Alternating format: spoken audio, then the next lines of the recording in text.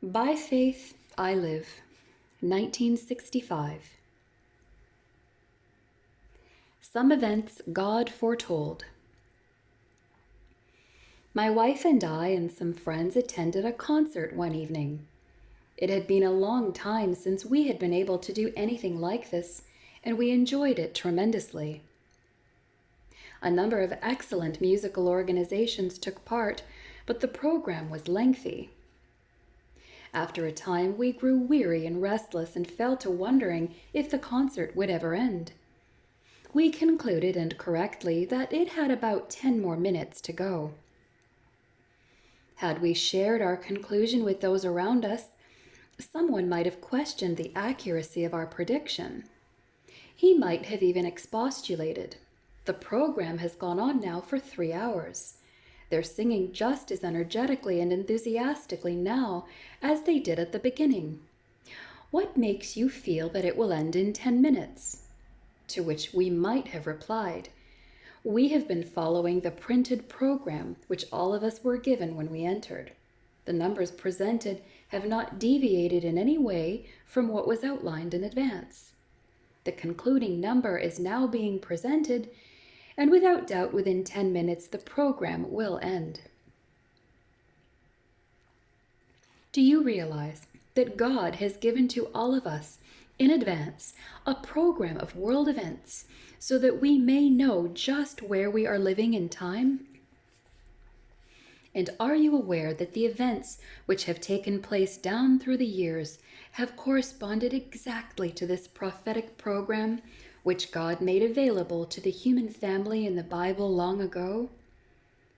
And do you know that according to this program, we are living in the very closing days of Earth's history, in the last 10 minutes of the concert? Do you realize the significance of the fact that the very next event on the program is the second coming of Jesus Christ to this earth to bring salvation to those who are looking for him? When Jesus was here upon this earth, he talked often of his second coming. One day he was asked, "Tell us, when shall these things be? And what shall be the sign of thy coming and of the end of the world?" Matthew 24, verse 3. Jesus had just finished telling his disciples about the desolation and destruction which would come to Jerusalem. They jumped to the conclusion that this could happen only when the world itself ended.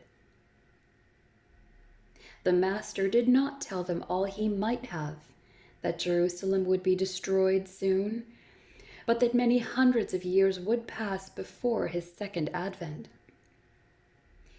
Their comprehension was too limited to grasp this, so he talked of both events together, answering both their questions even though they thought they had asked only one. He said, "Ye shall hear of wars and rumors of wars. See that ye be not troubled. For all these things must come to pass, but the end is not yet.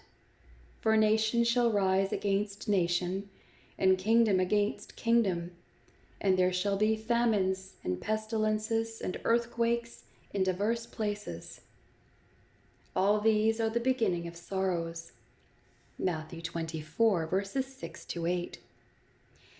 He drew back the veil to allow them to peer dimly into the future, but mercifully he showed them very little.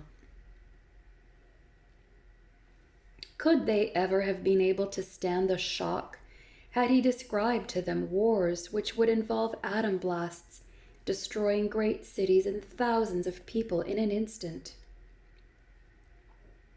With their limited vision, could they ever have comprehended not just one nation rising against another, but rather most of the world lined up in two armed camps, each side possessing the power to destroy all of mankind? And could they have visualized these armed camps being deterred from its use only by the realization that destruction of the enemy might mean self-destruction as well? But they needed certain specifics, certain definite and positive answers to their questions. And he gave them these.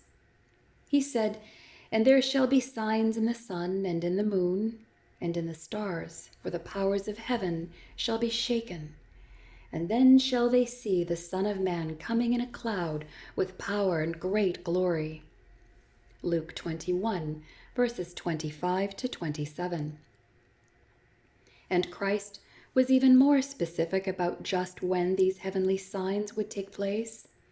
He explained, "Immediately after the tribulation of those days shall the sun be darkened, and the moon shall not give her light, and the stars shall fall from heaven." Matthew 24:29. God's church and people went through a time of persecution and tribulation which lasted for hundreds of years and corresponded accurately with a prophecy given in the book of Revelation regarding these events. The terminology used by Christ and quoted by Matthew is fascinating, for Matthew indicated that immediately after this persecution ceased, these signs of the heavens would take place. History tells us that this persecution almost wholly ended about the middle of the 18th century. And then, right on time, the signs of his coming in the heavens at once began to appear.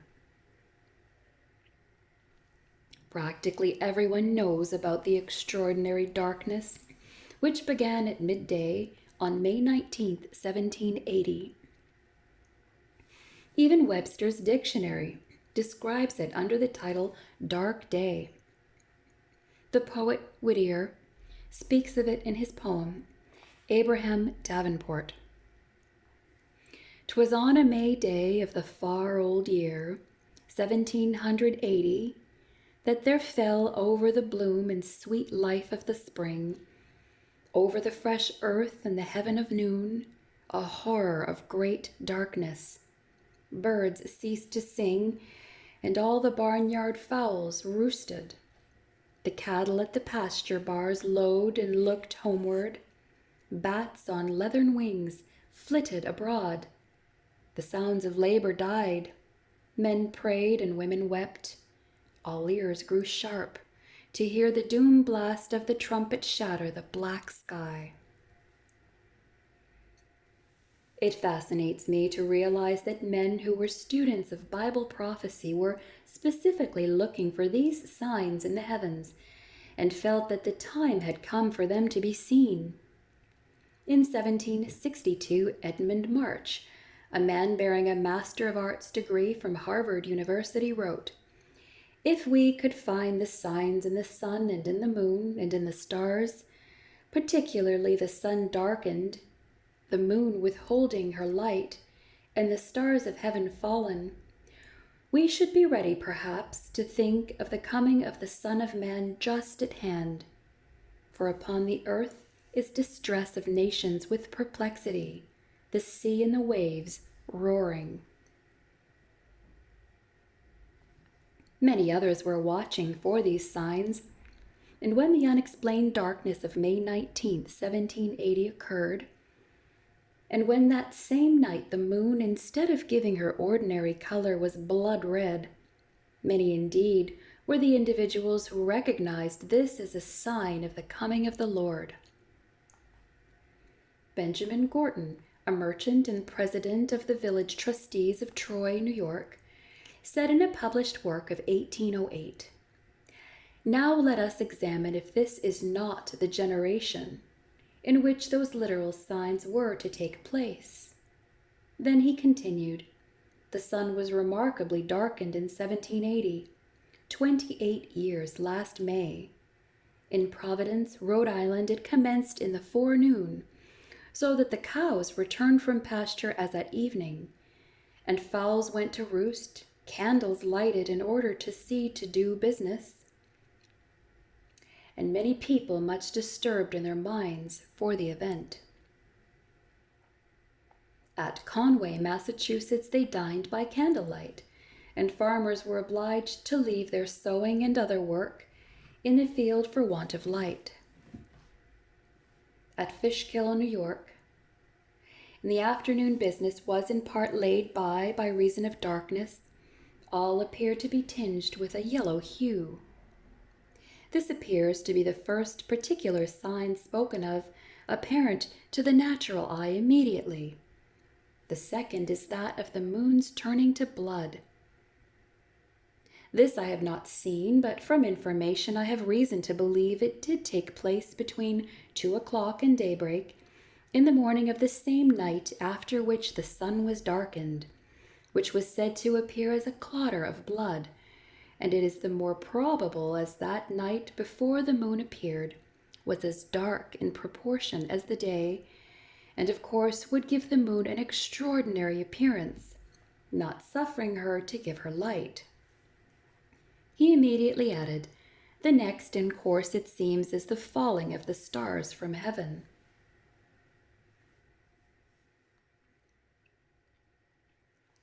And the expected event came just when it should have, in its exact order in Bible prophecy. On the night of November 12th and 13th, 1833, occurred a meteoric shower which was the most remarkable of its kind on record. A modern Harvard astronomer, W.J. Fisher, describes it in these words. In the early morning of November 13th, 1833, the people of the United States were waked by early risers to turn out and see the stars fall, and fall they did, silently, singly, in bursts and sheaves, tiny ones and balls like the moon. All the observers saw that the meteors darted away from a single point in the sky, in the constellation Leo. The meteors were like the ribs of a gigantic umbrella. So plain was this that 2 quite amateur observers made sketches. So far as we know, the only drawings of the phenomenon that have survived. The French astronomer Flammarion says that the density of the star shower compared to half the number of flakes which we perceive in the air during an ordinary shower of snow. Another observer described the meteors as being thick as snowflakes. Peter M. Millman wrote in The Telescope, May-June 1940 issue, that estimates for the number of shooting stars visible at one place vary from 10,000 to 200,000 an hour. The American Indians were so impressed by the spectacle of the falling stars that they recorded the event on their simple calendars. In southern Arizona, several small tribes of Indians, known collectively as the Pimas, lived long before the coming of the white man. They have long had the reputation of being among the most civilized of all North American Indians. Their tribal name has been conferred on the variety of cotton known as Pima, developed in their area and widely grown elsewhere. The Pima Indians invented a calendar stick, a length of wood on which they carved pictures illustrating what they considered to be the outstanding event of each year. The very first picture on the oldest Pima calendar stick is a group of 8 meteorites to represent the year 1833. The falling of the stars made such an impression upon the Pima Indians that it became the first recorded event in their tribal history. Everyone who knew anything about the prophecies of the scriptures was made to think seriously about the significance of these heavenly signs, and this is just as God had planned it. Henry J. Pickering, editor of The Old Countryman, a New York City weekly, described the falling of the stars, which had happened just the day before, and then said, "Many things now occurring upon the earth tend to convince us that we are in the latter days. This exhibition we deem to be a type of an awful day fast hurrying upon us. This is our sincere opinion, and what we think we are not ashamed to tell." Looked at against the backdrop of the 6,000 years of Earth's history, we may well say that we are living in the last 10 minutes of God's program for man on Earth. And what is the next great event on the program? And then shall they see the Son of Man coming in a cloud with power and great glory. Luke 21:27. I am glad I have the printed program, and I am glad I have read it, studied it, and believed it. My faith is strengthened by the fact that it has not failed in a single particular. Everything has happened exactly according to plan. And now that I have seen some of the last events, I have no doubt whatsoever but that the final event on the program is about to take place. Soon, Jesus will come again. Have you ever visited a ghost town, a town which once was lived in but now is deserted? It is a strange thing to walk down the empty streets, trying to imagine the pulsating life which once made the town look and seem alive. I went through such a town a short time ago in the western part of the United States. It had been lived in right up until a few years ago. Its existence had been primarily dependent on the profits received from working a large mine nearby. But changing times had made the operation of the mine unprofitable, and as a result, everyone in the town had moved away. The only ones left behind were in the cemetery, but they were unable to communicate. Certain features about the stores indicated that at one time they had meant a great deal to those who owned them. Billboards and other advertising signs attempted to attract customers to businesses which no longer existed. At one time, these stores and residences represented everything of value in the lives of those who owned them. But the day came when these things meant little or nothing, and the owners left them and went elsewhere. As I walked about the streets of the ghost town, seeing how little the ordinary pursuits of life had come to mean to those who had dwelt there, I mused that someday all the ordinary values of life will mean just that little, for business, gold, houses, lands, prestige, profits, and money in the bank are all temporary, transitory in their rewards. Someday all of them are going to be wiped out. It must have been the realization of this that made Peter exclaim, "Seeing then that all these things shall be dissolved, what manner of persons ought ye to be in all holy conversation and godliness, looking for and hasting unto the coming of the day of God, wherein the heavens being on fire shall be dissolved, and the elements shall melt with fervent heat. Nevertheless we, according to his promise, look for new heavens and a new earth, wherein dwelleth righteousness." 2 Peter 3, verses 11 to 13. I therefore believe that Jesus is coming again.